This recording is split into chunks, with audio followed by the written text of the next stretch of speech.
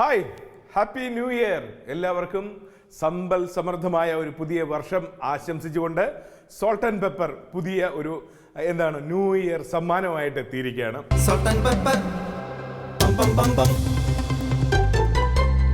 Salt and പെപ്പറിൽ ഇന്ന് പുതുവത്സര സമ്മാനം ഒരുക്കാനായിട്ട് എത്തിയിരിക്കുന്നത് ശ്വേത മനോജാണ്. ശ്വേത മനോജ് എന്ന് പറഞ്ഞാൽ നമ്മുടെ സോൾട്ട് ആൻഡ് പെപ്പറിലൂടെ ഇതിനു മുമ്പ് ഒരു ഗംഭീര വിഭവം ഉണ്ടാക്കിയിട്ടുണ്ടല്ലേ. അങ്ങനെ വീണ്ടും ഈ പുതിയ വർഷത്തിൽ വളരെ ഐശ്വര്യത്തോടു കൂടി നല്ല ഭയങ്കര നല്ല തിളക്കമുള്ള ഡ്രസ്സൊക്കെ ആയിട്ട് ഒരു തിളക്കമുള്ള എപ്പിസോഡ് നമുക്ക് സമ്മാനിക്കാൻ എത്തിയിരിക്കുകയാണ്. ഞാൻ സ്വാഗതം ചെയ്യുകയാണ്. പിന്നെ ഹാപ്പി ന്യൂ ഇയർ. പിന്നെ എന്തൊക്കെയാണ് ഈ പുതുവർഷത്തിൽ പ്ലാൻ ചെയ്തിരിക്കുന്നത്? വേറെ എന്തെങ്കിലും നമുക്ക് ഇന്ന് ഉണ്ടാക്കാനായിട്ട് പ്ലാൻ ചെയ്തിരിക്കുന്നത്? ഇന്ന് ഉണ്ടാക്കാൻ പോകുന്നത് ഒരു കുക്കർ കേക്കാണ്. കുക്കർ കേക്കോ? ഈസി ആയിട്ട് നമുക്കൊരു കുക്കർ ഉണ്ടെങ്കിൽ വീട്ടിൽ ഈ കേക്ക് ചെയ്തെടുക്കാം. ഓ, അത് ശരി. അങ്ങനെയാണെങ്കിൽ എത്രയും പെട്ടെന്ന് കുക്കറൊക്കെ എടുത്ത് തയ്യാറായിക്കോളൂ. കാരണം വീട്ടിലൊരു കുക്കർ ഉണ്ടെങ്കിൽ ഈ കേക്ക് ഈസി ആയിട്ട് ഉണ്ടാക്കാമെന്നാ പറയണേ. എന്നാൽ പിന്നെ നമുക്ക് തുടങ്ങിയാലോ? തുടങ്ങാം. ഓക്കെ. ഇതിലേക്ക് ആവശ്യമായിട്ടുള്ള സാധനങ്ങൾ: മൈദ, ഓക്കെ, 1 കപ്പ് മൈദ, 1 കപ്പ് മൈദ, ഓക്കെ, 1 കപ്പ് പഞ്ചസാര പൊടിച്ചത്, പൊടിച്ചു വെച്ചിരിക്കുകയാണ്, പൊടിച്ചു വെച്ച്, ഓക്കെ, 200 ഗ്രാം ബട്ടർ, ഓക്കെ, മുട്ട 3 എണ്ണം, baking powder, baking soda. Baking പൗഡറും ബേക്കിംഗ് സോഡയും ഇത് തമ്മിൽ എന്താണ് വ്യത്യാസം? ഇത് നമുക്ക് കാണാൻ ഒരുപോലെ ഉണ്ട്. ഇത് നമ്മൾ അത് പൊങ്ങാൻ വേണ്ടിയിട്ട് ചേർക്കുന്നതാണ്. Baking സോഡയാണോ powder? രണ്ടും ചേർക്കണം. 1 സ്പൂൺ ലെവൽ ചെയ്ത് ബേക്കിംഗ് പൗഡറിന് 1/4 സ്പൂൺ ബേക്കിംഗ് സോഡ. ഓ, അങ്ങനെയാണ് അതിന്റെ മിശ്രിതം. അത് നമുക്ക് വഴിയെ പഠിക്കാം. അപ്പോൾ ഇത് വാനില എസൻസ്. ഓ, വാനില എസൻസ്. ഞാൻ വിചാരിച്ചു എന്തിനാണ് സോയാ സോസ് വാനില എസൻസ്. ശരി. അങ്ങനെ ഇത്രയും കാര്യങ്ങളുണ്ടെങ്കിൽ നമുക്ക് വീട്ടിൽ ഈ പുതിയ വർഷത്തിൽ ഒരു ഗംഭീര രുചികരമായ ഒരു കേക്ക് ഉണ്ടാക്കാം. ശരി, അപ്പോൾ നമുക്ക് തുടങ്ങാം. ആദ്യം ഞാൻ എല്ലായിടത്തും തരാം, ഹെൽപ്പ് ചെയ്യാം കേട്ടോ. അല്ലെങ്കിൽ ആൾക്കാർ വിചാരിക്കൂലേ ഒരു പണിയും ചെയ്യാതെ സൈഡിൽ നിന്ന് മാറ്റി പിടിക്കണം. നമ്മൾ ഇതിനകത്തേക്ക് 1 കപ്പ് മൈദ എടുത്തേക്കുന്നത്. ഇതില് നമ്മൾ ബേക്കിംഗ് പൗഡറും ബേക്കിംഗ് സോഡ ഇട്ട് അരിച്ചു വെക്കണം. അങ്ങനെ നമുക്ക് തുടങ്ങാം. ഈ 1 കപ്പ് മൈദക്കകത്ത് 1 കപ്പ് മൈദക്ക് നേരത്തെ പറഞ്ഞ അളവിനുള്ള ബേക്കിംഗ് പൗഡർ, ബേക്കിംഗ് സോഡ, അതായത് 1 സ്പൂൺ ആണെങ്കിൽ 1/4 സ്പൂൺ ഇട്ട് നല്ലപോലെ അരിച്ചു വെക്കണം. ഇനി നമുക്ക് ബട്ടറും ഐസിങ് ഷുഗറും കൂടി മിക്സ് ചെയ്യണം. അപ്പോൾ ഒരു ഹാൻഡ് മിക്സർ ഉണ്ടെങ്കിൽ എളുപ്പം, അല്ലെങ്കിൽ നമുക്ക് ഇത് എടുക്കാം. ഓക്കെ.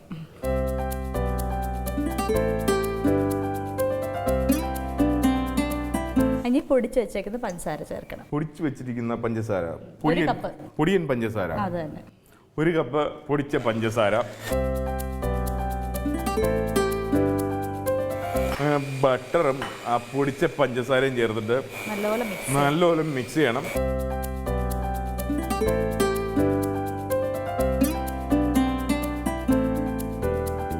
മുട്ട ഓരോന്നായിട്ട് പൊട്ടിച്ചൊഴിക്കണം. അപ്പോൾ ഓരോ മുട്ടയായിട്ട് ഇതിന്റെ മഞ്ഞക്കരു ഉൾപ്പെടെ അങ്ങ് പോകും.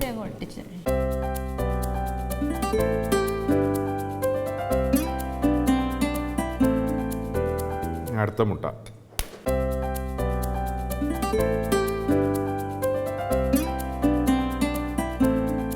അടുത്ത ഇടട്ടെ.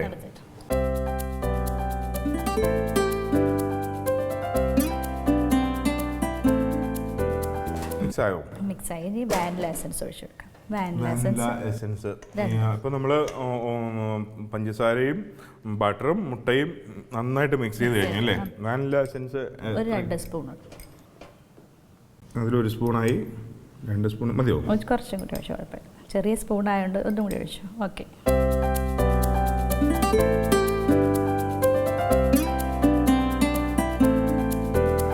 ഈ സാധാരണ ഒരു കേക്കൊക്കെ എന്ന് പറഞ്ഞു കഴിഞ്ഞാൽ വലിയ സംഭവം എന്നാണ് വിചാരിച്ചത്. പക്ഷേ ഇത്രയും നമുക്ക് വീട്ടിലുണ്ടാക്കാൻ പറ്റുമെന്ന്, അത് ഗംഭീരം. ഇതാണ് സോൾട്ട് ആൻഡ് പെപ്പർ. നമ്മൾ ഇതിലേക്ക് 1 നുള്ള് ഉപ്പും കൂടി ചേർക്കണം. 1 നുള്ള് നോക്കാം. കറക്റ്റ് 1 നുള്ള്.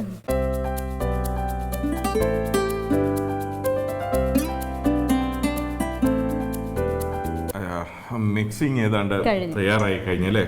ഇതിനി വെച്ചിരിക്കണോ? അങ്ങനെയൊന്നുമില്ലല്ലോ. ഇല്ല. ഇനി നമുക്ക് ഇതിലേക്ക് മൈദാമാവ് ചേർത്ത് കൊടുക്കാം. ഓക്കെ, മൈദാമാവ് തയ്യാറാക്കണം. മൈദാമാവ് എല്ലാം ചേർക്കാം അല്ലേ? അല്ല, കുറേശ്ശെ ആയിട്ട് വേണം ചേർക്കാൻ. മുട്ട ചേർത്തതുപോലെ. ഓക്കെ.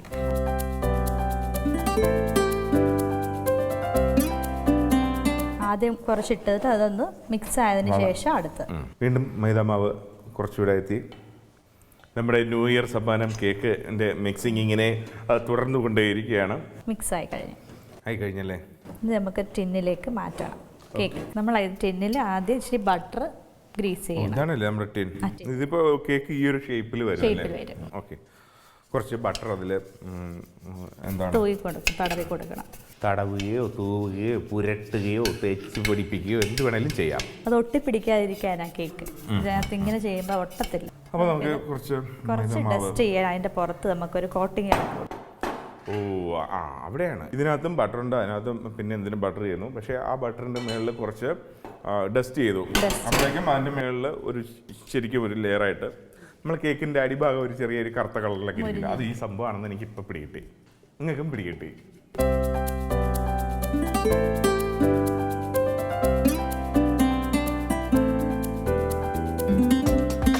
ഇതിലേക്ക് ഒഴിക്കും. ഈ അച്ചിലേക്ക്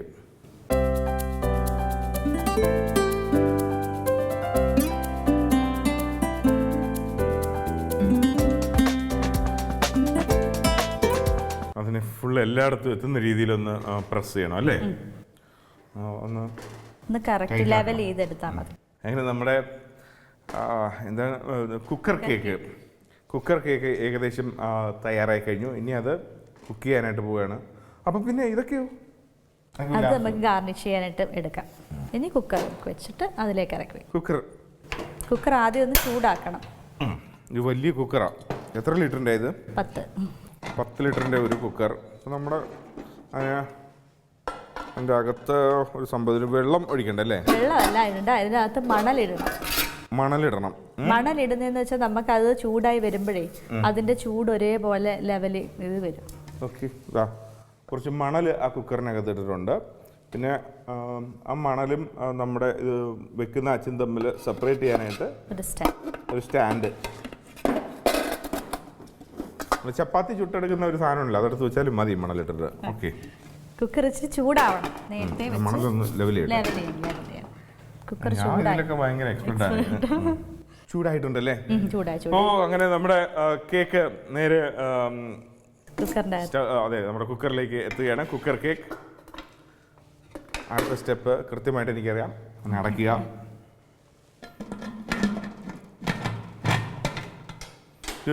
ഇനി ഇതൊരു 35-40 വേണ്ട, വെയിറ്റ് ഇടണ്ട. ഇതിങ്ങനെ അങ്ങ് കുക്ക് ആയിക്കോളും. വളരെ സിമ്പിൾ ആയിട്ടുള്ള ഒരു കേക്കാണ്. ഭയങ്കര വെയിറ്റ് ഒന്നും ഇടേണ്ട കാര്യമില്ല ഇത് കുക്ക് ചെയ്യുമ്പോൾ. 35-40 മിനിറ്റ് 15 മിനിറ്റ് കഴിയുമ്പോൾ ഒന്ന് തുറന്ന് നോക്കണം. അത് എങ്ങനെയുണ്ടോ, അതിൻ്റെ ചൂട് കറക്റ്റായിട്ട് വരുന്നുണ്ടോ. ചിലർ ഫ്ലെയിം കൂട്ടിയിടും. മീഡിയം ഫ്ലെയിമിലാണ് ഇത് കുക്കാവേണ്ടത്. അപ്പോൾ കറക്റ്റ് ഇനി ഒരു 45 മിനിറ്റ്സ് വേണം അല്ലേ? ഈ ഒരു 45 മിനിറ്റ്സ് കൊണ്ട് നമുക്ക് ഇങ്ങനെ വെറുതെ വെയിറ്റ് ചെയ്യാതെ നമുക്ക് മറ്റൊരു വിഭവം കൂടെ ഉണ്ടാക്കിയല്ലോ ന്യൂ ഇയർ ആയിട്ട്. ഓക്കെ, ഇത് നമുക്ക് വേറൊരു സ്റ്റൗവിലേക്ക് വെച്ച് അത് ബേക്ക് ചെയ്യാം. ഓക്കെ, വേറൊരു സ്റ്റൗ ഞങ്ങൾ ഇവിടെ സജ്ജീകരിച്ചിട്ടുണ്ട്. ഞാനിത് അങ്ങോട്ട് കൊണ്ടുപോവാണ്. ഇതിനിടയ്ക്ക് നമ്മൾ എന്താ ഉണ്ടാക്കാൻ പോണേ? ഇനി അടുത്ത വൈൻ ഇപ്പൊ കൊണ്ടുവരാം. അപ്പോൾ ഒരു 45 മിനിറ്റ്സ് നമ്മുടെ കേക്ക് തയ്യാറാകാനായിട്ട് എടുക്കും. ആ സമയം കൊണ്ട് നമുക്കൊരു വൈൻ ഉണ്ടാക്കാം. കേക്കും വൈനും അതാണല്ലോ അതിൻ്റെ ഒരു കോമ്പിനേഷൻ, പ്രത്യേകിച്ച് ഈ ന്യൂ ഇയർ സാഹചര്യത്തിൽ. അപ്പോൾ നമ്മുടെ ഷെഫും ചെറുതായിട്ട് മാറുന്നുണ്ട്.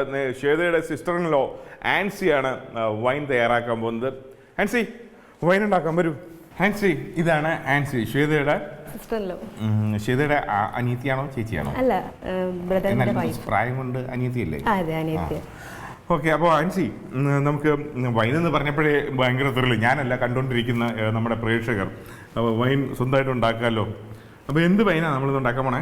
പൊതുവെ വൈൻ എന്ന് പറയുമ്പോൾ എല്ലാവരും മുന്തിരിയുടെ വൈനാണ് ഉദ്ദേശിക്കുന്നത്. അതെ അതെ. അപ്പോൾ നമ്മൾ ഇന്നൊരു വെറൈറ്റിക്ക് ആയിട്ട് നമ്മൾ പൈനാപ്പിൾ വൈനാണ് ചെയ്യാം. പൈനാപ്പിൾ ഉണ്ട്, പഴവും ഉണ്ടല്ലോ. നമ്മൾ 2 വൈനാണ് ഉണ്ടാക്കാൻ പോകുന്നത്. ഓക്കെ, ഭയങ്കര ത്രില്ലായി. നമുക്ക് തുടങ്ങാം. എന്താണ് ആദ്യം വേണ്ടത്? അപ്പോൾ ആദ്യം നമുക്ക് പൈനാപ്പിൾ വൈൻ ചെയ്യാം. പൈനാപ്പിൾ വൈൻ എന്ന് പറയുമ്പോൾ മെയിനായിട്ട് പൈനാപ്പിൾ ആയിരിക്കുമല്ലോ അതിൻ്റെ ഇൻഗ്രീഡിയൻറ്റ്. അപ്പോൾ പൈനാപ്പിൾ വേണം, അതിന് ഷുഗർ വേണം, പിന്നെ ഗ്രാമ്പൂ, പട്ട, ഏലക്ക, ഇത്രയാണ് വേണ്ടത്. അത് പിന്നെ ഈസ്റ്റ്, ഗോതമ്പ് വേണം. അപ്പോൾ തുടങ്ങാം. അപ്പോൾ നമുക്ക് സ്റ്റവ്.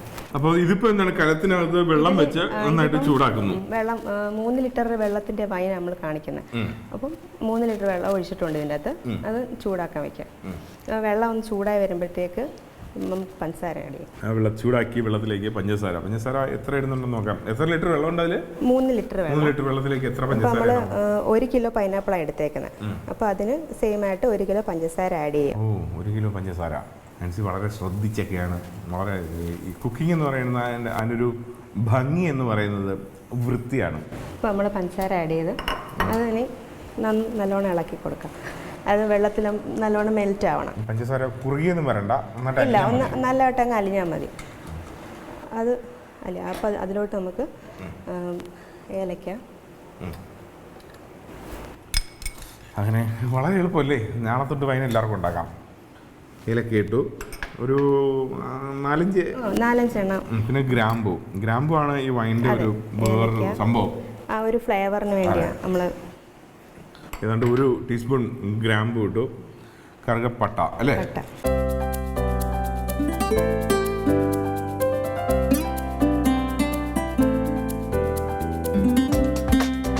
തിളച്ച് വന്നു കഴിയുമ്പോൾ നമുക്ക് പൈനാപ്പിൾ ആഡ് ചെയ്താൽ മതി. ഓക്കെ, തിളക്കട്ടെ. ഒരു മണമൊക്കെ വന്നു തുടങ്ങി, വൈൻ്റെ ഒരു മണം. പക്ഷേ ഇതൊന്നും അല്ല, ഇനി എന്തൊക്കെ പരിപാടികളുണ്ട്. അത് നന്നായിട്ട് ചോപ്പ് ചെയ്ത് വെച്ചിരിക്കുന്ന 1 കിലോ പൈനാപ്പിൾ അല്ലേ? അതെ.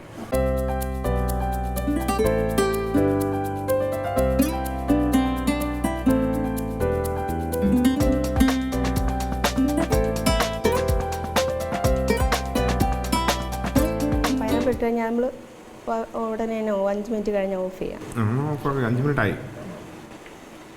നമ്മൾ ഇതിലോട്ട് ഇനി ഈസ്റ്റ് എന്ന് പറഞ്ഞാൽ ഇതൊന്ന് പുളിച്ച് വരാൻ വേണ്ടിയിട്ടാണ് അല്ലേ? ഫെർമെന്റേഷന് വേണ്ടി ചെയ്യണം.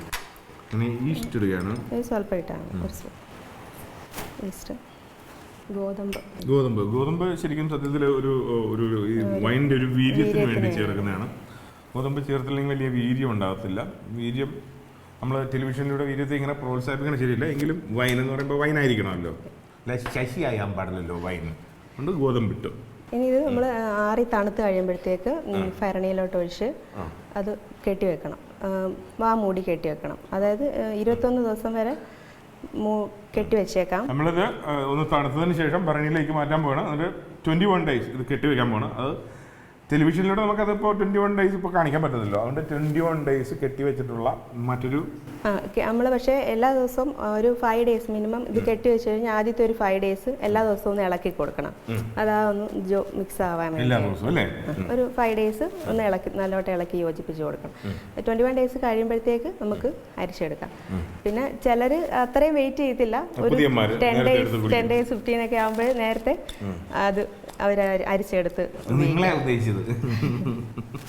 അപ്പോൾ നമുക്കത് ഭരണിയിലോട്ട് മാറ്റാം.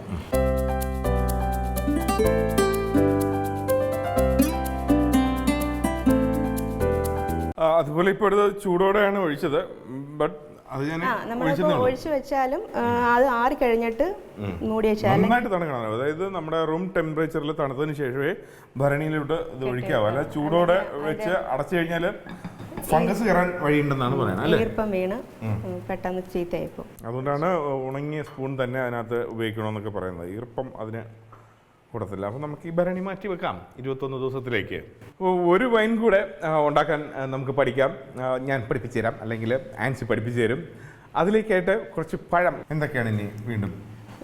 ഇതിന് ഗ്രാമ്പൂ, പട്ട, ഏലക്ക, പിന്നെ പഴം, പഞ്ചസാര, മണമുള്ള കറുകപ്പട്ട, ഗ്രാമ്പൂ, ഏലക്കായ. ഞാൻ പഠിച്ചു. ഞാൻ സ്കൂളിൽ മാത്രമേ എന്നെ കുറിച്ചൊരു ചീത്തപ്പേരുണ്ടായിരുന്നുള്ളൂ. ഇതിൽ വന്നതിന് ശേഷം പെട്ടെന്നെല്ലാം പഠിക്കും. പിന്നെ തിളച്ച് വരുമ്പോഴത്തേക്ക് നമുക്ക് പഞ്ചസാര.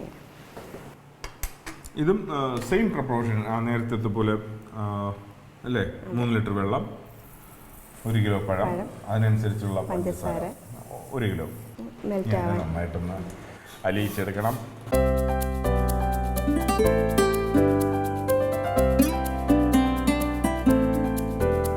പഞ്ചസാര മെൽറ്റ് ആയിട്ടുണ്ട്. ആണോ? അങ്ങനെ എല്ലാം നമ്മുടെ ആദ്യത്തെ ചേരുവകളെല്ലാം അലിഞ്ഞു. ഇനി അതിൽ നമുക്ക് നമ്മൾ പൈനാപ്പിളിലെ ഇഞ്ചി ചേർത്തിട്ടില്ല. ഇതിൽ ഇഞ്ചി ചേർക്കത്തില്ല. ഇതിൽ ഇഞ്ചി ചേർക്കുന്നത് എന്താണ്? അതിന്റെ ഒരു ഫ്ലേവറിന് വേണ്ടി. ഒരു ഫ്ലേവറിന്.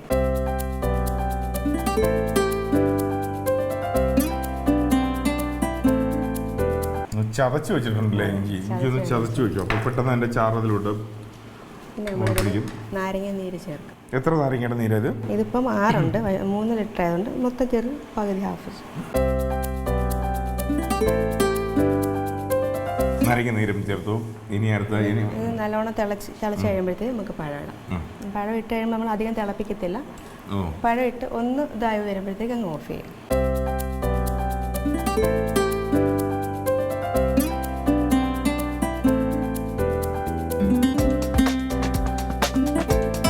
അപ്പോൾ പഴം ആഡ് ചെയ്ത് കഴിഞ്ഞു. നമ്മളിനി ഈസ്റ്റ്, കുറച്ച് ഈസ്റ്റ്, പിന്നെ ഗോതമ്പ് ആഡ്. പിന്നെ ഗോതമ്പ് ഉറപ്പായിട്ട് വേണം. എൻ്റെ ഷോയിൽ എന്തായാലും ഗോതമ്പ് വേണം.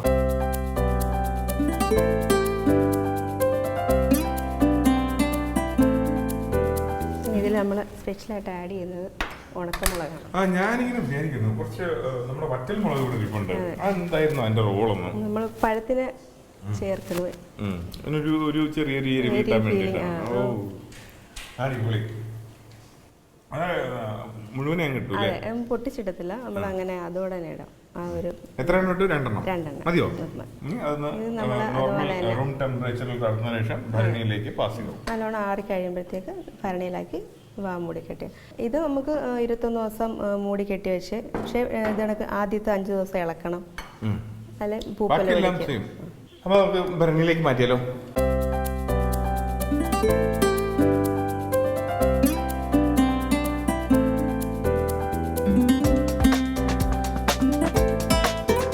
നല്ലോണം തണുത്തതിന് ശേഷം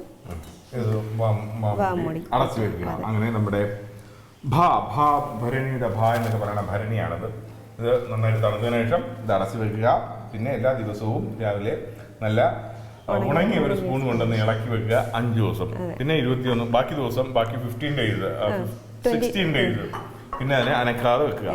അങ്ങനെ 21 ഡേയ്സ് ആകുമ്പോൾ നല്ല രസ്യൻ വൈൻ എടുത്ത് നമുക്ക് ആസ്വദിക്കാം. അപ്പോൾ നമുക്കിനി ആ ഒരു പ്രോസസ്സ് കഴിഞ്ഞ വൈൻ നമ്മുടെ കയ്യിൽ എത്തിയിട്ടുണ്ട്. കാരണം ഇത് 21 ദിവസം കഴിഞ്ഞിട്ട് നമ്മൾ ഈ ഭരണീൻ്റെ ഇത് മൂടിയെടുത്ത് മാറ്റിയിട്ട് ജസ്റ്റ് ഒരു അരിപ്പ് വെച്ചിട്ട് അതിനെ അരിച്ചെടുക്കണം. അരിച്ചെടുത്ത് കഴിയുമ്പോൾ എന്താണ് സ്ഥിതി അത് നമുക്ക് കാണാം.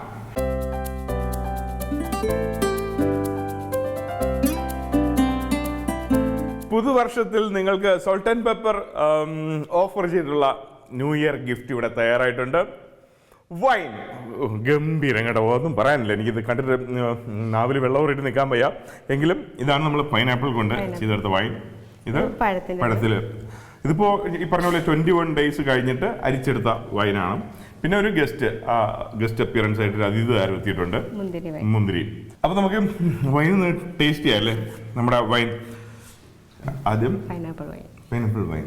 ഈ വൈൻ ഇങ്ങനെ മുഴുവൻ എനിക്ക് ടേസ്റ്റ് ചെയ്യാവോ? കുഴപ്പമില്ലല്ലോ. ആരും കൊതി വിടല്ലേ പ്ലീസ്. പുതുവർഷമായിട്ട് ഹോസ്പിറ്റലിൽ കിടക്കാൻ വയ്യ, അതുകൊണ്ടാണ്.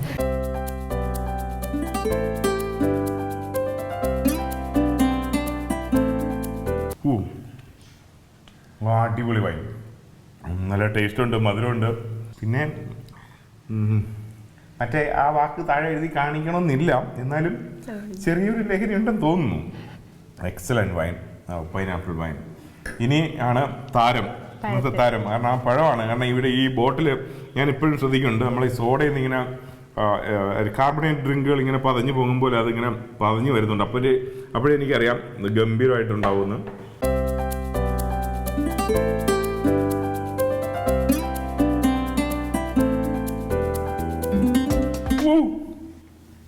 ആർക്കും ഒന്നും തോന്നരുത്, ഞാനിന്ന് ന്യൂ ഇയർ ആഘോഷിച്ചോട്ടെ. Happy new year. അടിപൊളി.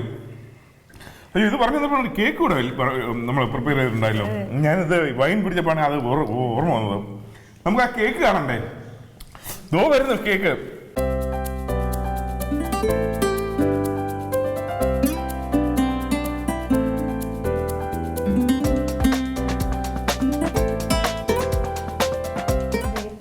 നമ്മൾ വേറൊരു കേക്ക് ഇതുപോലെ ഉണ്ടാക്കിയതിനെ അതുപോലെ ചെയ്തു വെച്ചാണ് ഇതുപോലെ നമുക്ക് അലങ്കരിച്ചെടുക്കാം. Hi, happy new year. New year and ഈ ഫാമിലിയുള്ള എല്ലാവരും വന്നിട്ടുണ്ട്.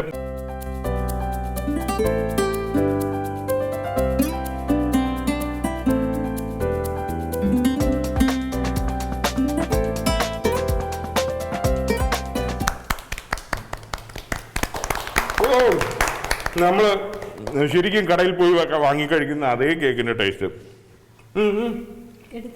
എല്ലാവരും ആക്രമണം.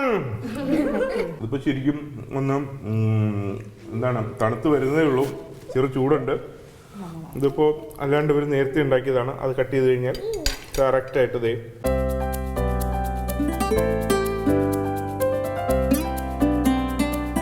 എക്സലന്റ് ആയിട്ടുണ്ട്. നമുക്ക് വീട്ടിലും അങ്ങനെ കേക്ക് എല്ലാവരും വിചാരിച്ചു വെച്ചിരിക്കുന്നത് ആ ഓവൻ ഉണ്ടെങ്കിലേ നമുക്ക് കേക്ക് ഉണ്ടാക്കാൻ പറ്റുമെന്നാണ്. പക്ഷെ അതൊന്നും ഇല്ലാതെ തന്നെ നമ്മളെ വീട്ടിലെ കുക്കർ ഉപയോഗിച്ച് കേക്ക് ഉണ്ടാക്കി, വൈൻ ഉണ്ടാക്കി ഈ ന്യൂ ഇയർ നമ്മൾ അടിച്ചു പൊളിച്ചു. ഈ ന്യൂ ഇയറിൽ ഇതുപോലുള്ള ഒരുപാട് വിഭവമായിട്ട് നമ്മൾ വരുന്നതായിരിക്കും. ഈ പുതുവർഷം ഫുൾ ഇതുപോലത്തെ വെറൈറ്റി ഫുഡുമായിട്ട് വരുന്നു. അപ്പൊ എല്ലാവർക്കും ഹാപ്പി ന്യൂ ഇയർ.